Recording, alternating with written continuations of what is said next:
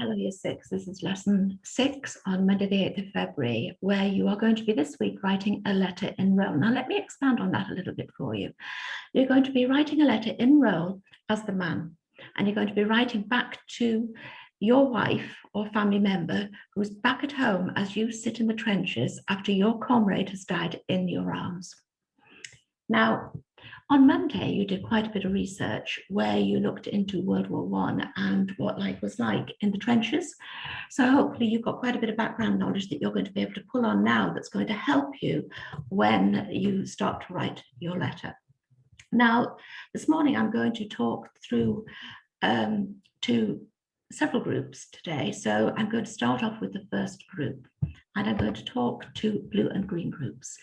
Now, blue and green groups, you should, in your email yesterday, have had this document here with a blank part for you to write on here, and you've got your actual text on this side, on the right-hand side. Now, here, I've only shown one paragraph, but you're going to have 3 more paragraphs that I want you to do this task to.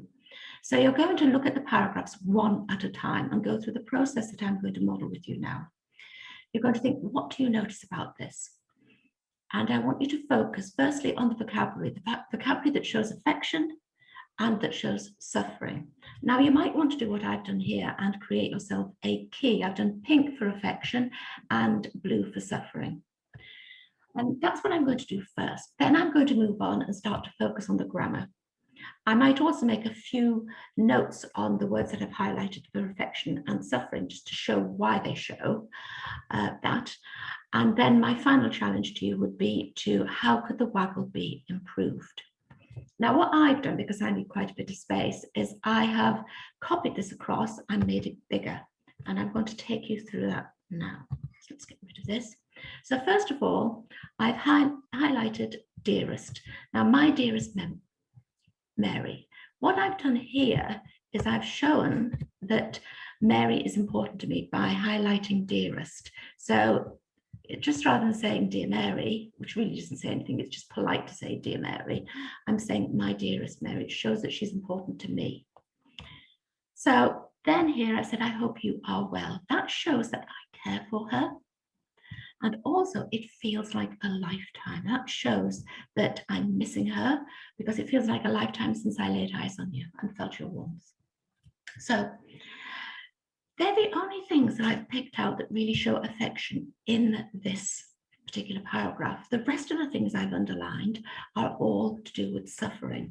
Now here, things seem to be unraveling out here. Now, unraveling is another way of saying things are starting to go wrong.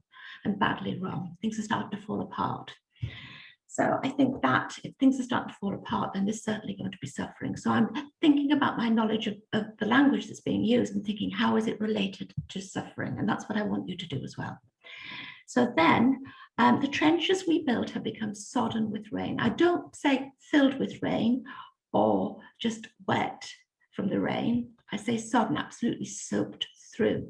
And they are now huge valleys of mud, stone and water that soak into our socks within minutes. Now, I could have made that sound even better by saying within seconds, but that soak into our socks. Now, there will be a lot of suffering going on there if your feet are wet. And I think from memory, didn't they mention in the research about trenches that because they were so wet, some men used to get something called trench foot, which is, it affects your feet from standing in water for a very long period of time. So that would have caused suffering. And then I say that we're exhausted and waiting for an end to this hell. I think that says itself in terms of suffering. And I've gone on to say that the tins of food we receive are stone cold, so that even the food is not particularly nice. So that's going to, again, make me suffer. So I've gone through and highlighted for affection and for suffering. So I've done the first task. So now I want to focus on grammar for description, and it's description that is key in this piece of writing. And you've done an awful lot of practicing last week on how to build your sentences to make them descriptive. So this first sentence here,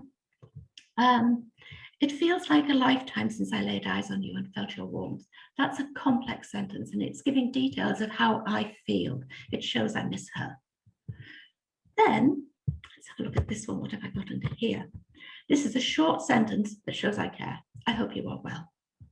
So short, simple, main clause shows I care.